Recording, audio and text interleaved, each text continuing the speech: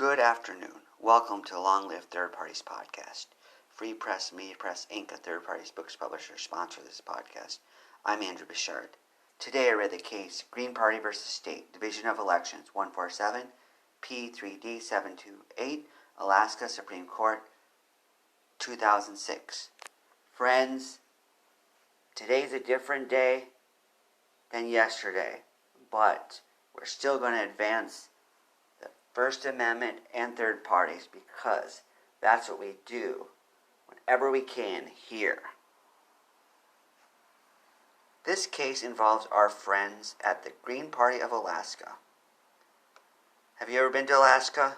I've never been to Alaska. Although the state sounds like a place of tranquility, it's also a place of coldness. So I don't plan on going anytime soon. What happened in this case? Let's read from the record. It says, quote, "The Green Party of Alaska challenged the constitutionality of a statute that set out the threshold requirements for recognition of a group as a political party for election purposes. Former Alaska Statute 15.60.010 required a group to attain at least 3% of votes polled in the last gubernatorial election or to register the equivalent number of voters. In 2002, the Green Party failed to garner 3% of the vote in the governor's race, but it did poll over 6% of the vote in two other statewide elections. The Division of Elections subsequently withdrew recognition of the Green Party as a political party. The Green Party alleged that, in doing so, the Division of Elections unconstitutionally infringed on its freedoms of speech and political association and its rights to equal protection of the laws." End quote. Although it doesn't say it here explicitly, equal protections of the law refers to the 14th Amendment. Freedom of speech is, of course, in the First Amendment. And like we've been saying again and again, in almost all these trials, our third-party friends invoke the First and 14th Amendment. Oftentimes they do it explicitly. In here, it's talking about more implicitly. Whatever the case may be, we love to see those invoked. This went all the way up to the Supreme Court, friends, so way to go, Green Party, for fighting. Let's applaud the Green Party of Alaska for this. They talk about how the Green Party fared. For the race of senator for the United States, they got 7.2% votes. And then for representatives, they got 6.3% of the votes. And then for governor and lieutenant governor, they got 1.26% of the votes. That doesn't sound too bad to me. So good job getting all those votes. Given all that's considered in having to get to the point of getting these votes, let's give the Green Party props. For elections you have participated in, what is the most percent of votes you've gotten for a third party? Let me know. Because of this, they didn't meet the number of votes that was required for the governor race. The other races, they got above the 3%, which was required by the law. So, even though they did it in the other races, they didn't do it in the governor race. So, by law, the state deprived them of the opportunity to be on the vote. And in Alaska, it says here, because they are no longer considered a political party, but a political organization, they can contribute less to candidates. So it becomes a vicious cycle. In the footnotes, it tells how much it changes here. They say in footnote number 2, it says a group that is, quote, "a group that is not a political party may contribute not more than $2,000 per year to a candidate for any office." As 15.13.07C1, in contrast, a political party may contribute $100,000 per year to a candidate for governor or lieutenant governor, $15,000 per year to a candidate for a state senate, and $10,000 per year for a candidate to the State House of Representatives, end quote. So yes, 2,000 and 100,000 is a big difference.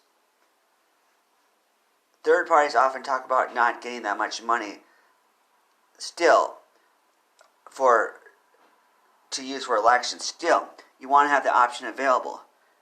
Even though you might not be able to raise $100,000, you might be able to raise $10,000.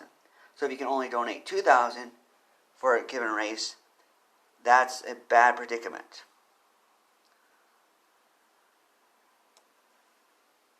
It states here that the Green Party, like we mentioned in the intro, was fighting for equal protection, free speech, free political association, ballot access, end quote. We love those things. All of them rock.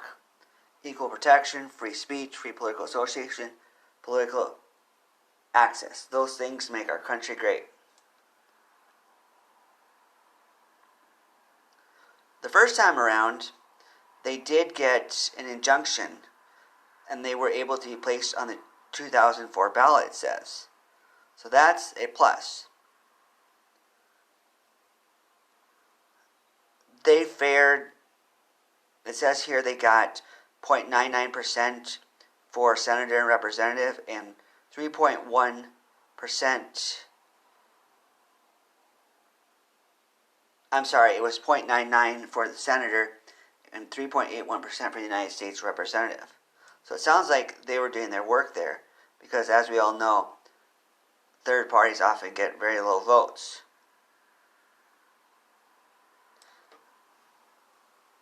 They also dealt with another case that occurred, it says at around the same time, end quote,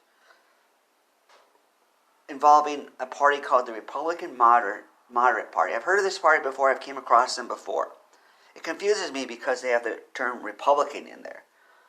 So it sounds like the Republican Party, which is not a third party. But when you add moderate in there, it's a different party. I did come across one party called the Democrats and Veterans Party. So they have Democrat in the party, but the title Democrats and Veterans doesn't sound like the actual Democratic Party. When I was in Minnesota, they did have the Democratic Farm Labor Party. So that's not the official name of most of the other Democratic parties. So it confuses me when they mix up terms of the two parties with other things, because in some cases, like the Democratic Farm Labor Party, it's an affiliate of the Democratic Party. In this Republican Moderate case, from what I have read and what I have gathered, it's not the actual Republican Party, thank goodness. Maybe the Republican Moderate Party rocks. They rock because they're a third party. The Republican Party, not so much.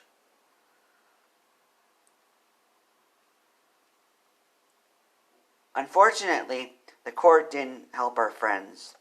It says, quote, "The state has a compelling interest in regulating ballot access, and the statute in question is sufficiently narrowly tailored to achieve that goal without violating the constitutional rights of Green Party voters and candidates. We therefore affirm the Superior Court's decision granting summary judgment to the state."